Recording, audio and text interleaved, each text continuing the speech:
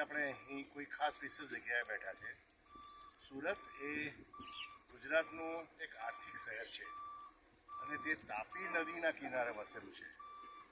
અને તાપી નદીના કિનારે વિવિધ બેટ આવેલા છે. તેમાં એક બેટ છે, એનું નામ છે ભાઠા બેટ. આ ભાઠા બેટ પર થોડા સમય પહેલાં પંચમુખી હનુમાન દાદાનું પ્રાગટ્ય થયું. એમનું એક વિશેષ સ્થાન એમને અત્યારે આપણે જ્યાં બેઠા છે ત્યાં આપવામાં આવ્યું છે. તો આના માટે કેટલાક મિત્રો, કેટલાક પત્રકાર મિત્રો અમે લોકો ખાસ દર્શન કરવા માટે આવ્યા. ત્યારે અહીં અમને આ જે ધામ છે એના મુખ્ય સેવક શ્રી બંટી મહારાજની મુલાકાત થઈ. આ બંટી મહારાજ છે, હું છું અમિત દેસાઈ. અને બંટી મહારાજ સાથે થોડી અલગ જલગ વાતો થઈ. એટલે બંટી મહારાજે અમને એવું કીધું કે તમારે જો વિવિધ માહિતી જોઈતી હોય તો અમારા પૂજ્ય ગુરુદેવ સ્વામી હરિતીર્થ મહારાજ અહીં બિરાજમાન છે. એટલે અમે એમની કુટીર તરફ આગળ વધ્યા અને ગયા અને એમની સાથે કેટલીક વાતો, મુલાકાતો કરી. સ્વામીજી, આપનું સ્વાગત છે. શ્રી હરિબોલ, શ્રી હરિબોલ. જય શ્રી રામ, જય બજરંગબલી હનુમાન, पंचमुखी हनुमान जी महाराज की जय हो. बोलो, कैसे आना हुआ भाई? બસ આ થોડા પત્રકાર મિત્રો અમે લોકો અહીંયા દર્શન કરવા આવ્યા છે. તો આપના પણ દર્શન થઈ ગયા, અમારું અહોભાગ્ય છે. તો અમને એવું થાય છે કે થોડીક અહીંની માહિતી મળે, રસપ્રદ માહિતી મળે. માહિતી મેં તમે શું મેળવવા માંગો છો તે બોલો ને ભાઈ. પંચમુખી હનુમાન દાદા વિશે થોડી માહિતી મળે. જરૂર જરૂર. અને એ સિવાય મારી પાસે થોડા ક્વેશ્ચન્સ પણ છે. જેમ કે આ ભાઠા બેટ પર હનુમાનજી જે બિરાજમાન છે એની થોડીક માહિતી આપો. હા, માહિતી બંટી મહારાજ આપી દેશે. તમારે કોઈ વિશેષ વાત પૂછવી હોય તો મારી જોડે વાત કરો. હા, તો હું અત્યારે હવનમાં બેઠો છું.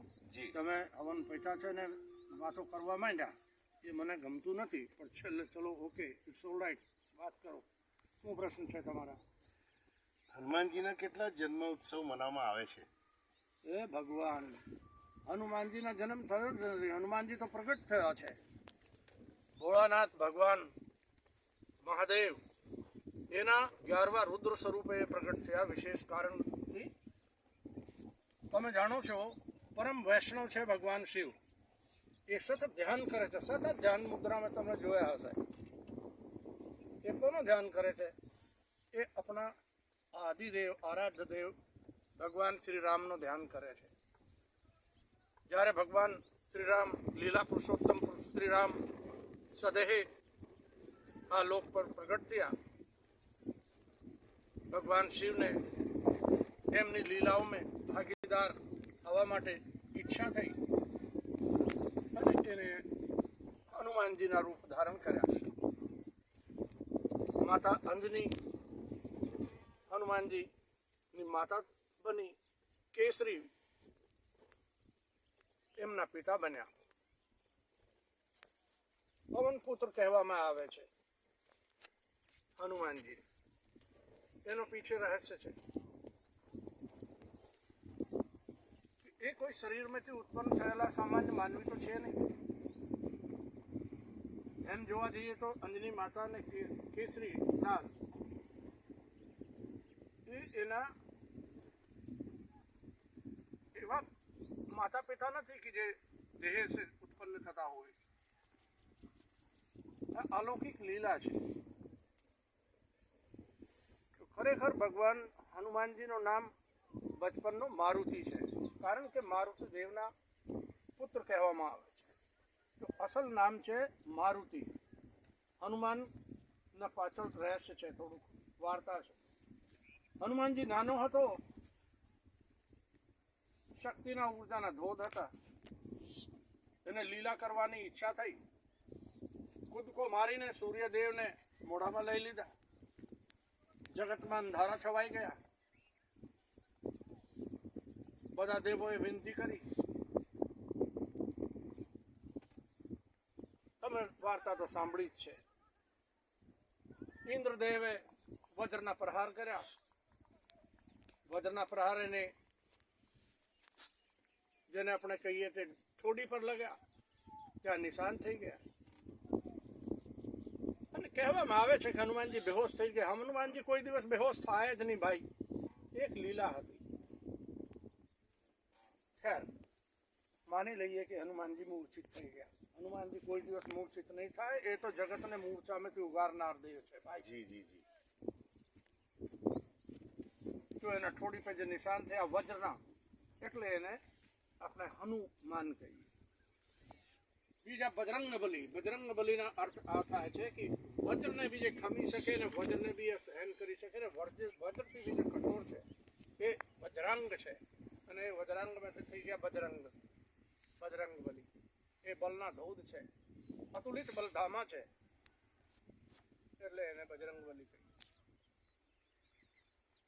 ચૈત્ર માસની પૂર્ણિમાને દિવસે પ્રાગટ્ય થયા, એટલે આપણે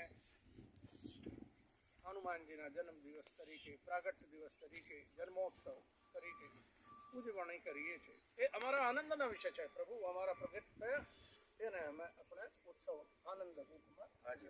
એ તો સતત છે, એ તો શાશ્વત છે. ચારો યુગ પ્રતાપ તમારા. તમે કોઈ દિવસ એમ નહીં સાંભળ્યું હશે ભાઈ, कलयुग में प्रताप तुम्हारा, त्रेता में प्रताप तुम्हारा, द्वापर में प्रताप, એવું નહીં. ચારો યુગ પ્રતાપ તમારા. ચિરંજીવી છે હનુમાનજી. કોઈ દિવસ એના શરીર તો છે નહીં, એ તો ભાઈ શરીર તો ધારણ કરેલું છે. આ મરણ ધર્મા નથી, એ અમર છે, અજર છે. કાલતંતુ કારે ચરંતુ એ નરમરીશનું નિર્મુક્તેર કાલે તો મમરીશું. એ અમર છે ભાઈ.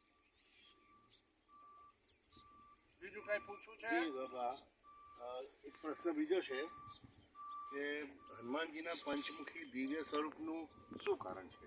તમે બહુ સારી વાત કરી ભાઈ, મારા મનની વાત કરી નાખી તમે. મારા તો રૂવાડા ઊભા થઈ જાય. હનુમાનજીની તમે પંચમુખી સ્વરૂપની વાત કરો છો. વાર્તામાં એમ કે છે ભાઈ કે રાવણના ભાઈ અહિરાવણ પાતોલ લોકમાં રહેતા હતા. એ માયાવી હતા. એને માયા નગરી ઊભી કરી અને ભગવાન શ્રી રામને લીલા સ્વરૂપે લક્ષ્મણજીને આ લઈ ગયા. અરે ભાઈ, જગતના નાથને કોણ લઈ જઈ શકે? એ લીલાઓ હતી, કારણો હતા ઘણા બધા. તો એને અવિરાયણ લઈ ગયા પાતાળ લોકમાં. ત્યાં હનુમાનજી ગયા ભગવાનને લેવા. તમે મકરધ્વજની વાર્તા સાંભળી જ હશે. એ વાર્તા લાંબી કરવી નથી, નાનકડું પોડકાસ્ટ છે તમારા કે હું કહેવાય અને જે કાંઈ છે તે. જી જી. લોકો કંટાળી જશે સાંભળીને. વૈસે તો ભગવાનની વાર્તાઓમાં કોઈ કંટાળે નહીં, કારણ કે ભક્તો જ સાંભળે. અને ભક્તો કોઈ દિવસ ભગવાનના નામથી કંટાળો નહીં આવે ને તો ઉત્સાહ થાય કે ઓર બોલો, ઓર બોલો. એ તો સતત ભજનમાં રત રહેવા માંગે છે. જી જી. એનીવે, તો માયાવી અહિરાવણની વાત કરીએ. માયાવી અહિરાવણની અમે વાત કરીએ. વાર્તામાં એમ છે કે રાવણને કોઈ મારી નહીં શકે, કોઈ મારી નહીં શકે. કારણ કે એની માયાના તંત્ર પંચમુખી, 5 તત્વો છે, પંચ પ્રાણ છે. એ 5 પ્રાણને એક સાથે હરી લે તો એની માયા તૂટી જાય. તો એવું કામ તો હનુમાનજી જ કરી શકે. એને એક ફૂંક મારી અને 5 દીપ બુજી ગયા. 5 દીપ બુજવાનો અર્થ આ છે કે એના જે માયાવી પંચ પ્રાણ બધું હતું એ શોષાઈ ગયું અને એનો અંત થઈ ગયા. બોલીએ પંચમુખી હનુમાનજી મહારાજ કી જય. તો અહિરાવણના વધને કારણે તે પંચમુખી સ્વરૂપ ધારણ કર્યા. અને બીજી વસ્તુ આ છે, પંચમુખી હનુમાનજી તો એ આપણા બધા માટે સ્વરૂપ ધારણ કર્યા છે. અમે જો પંચ વિકારોમાં ફસાયેલા છે ને ભૈયા જગતના, એ બધા પંચ વિકારોમાંથી મુક્તિ આપનાર અમારા પ્રભુ પંચમુખી હનુમાનજી છે. પણ તમે એમ માનો એ કોઈ પ્રતિમા નથી પથ્થરની ભાઈ, એ ચૈતન્ય સ્વરૂપ છે. આ જાગૃત જ છે. તમે હું દાવા સાથે કહું છું, કોઈ હારી હોય, કોઈ બીમારી હોય, કોઈ તંત્ર હોય, કોઈ મંત્ર હોય, કોઈ વાસ્તુ દોષ હોય, કેને ઉપર મેલી વિદ્યા કરેલી હોય, ત્યાં આવીને તમે 100 દિવસ 100 પરિક્રમા દરરોજ કરો. દરેક પરિક્રમામાં બોલો જય શ્રી રામ, સંકટ મોચન, જય હનુમાન. મારી ગેરંટી છે, લખીને આપું છું. એને ચોક્કસ ફાયદા થશે. જી બાપુ. 100 દિવસ 100 પરિક્રમા અને દરેક પરિક્રમામાં એક જયકારો એને સામે રહીને ઊભા કરવાનું. જય શ્રી રામ સંકટ મોચન જય હનુમાન કરીને તો જુઓ, પરિણામ આવશે. તમે બોલો, બીજું કંઈ કહેવું છે? એક નાનકડો પ્રશ્ન છે. મેં હનુમાનજીની સવામણી વિશે થોડું સાંભળ્યું છે, તો જરા થોડું અમારા વાચકોને, અમારા દર્શકોને જણાવી શકશો સવામણી શું છે? હાજી, ચોક્કસ. સવામણી દરેક ભગવાનને ભોગ ધરાવતા હોઈએ, આપણે प्रसाद चढ़ावे थे.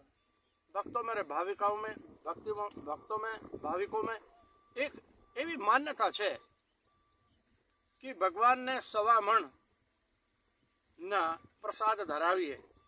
ભગવાનને ચૂરમાં બહુ પસંદ છે. તો આપણા રાજસ્થાન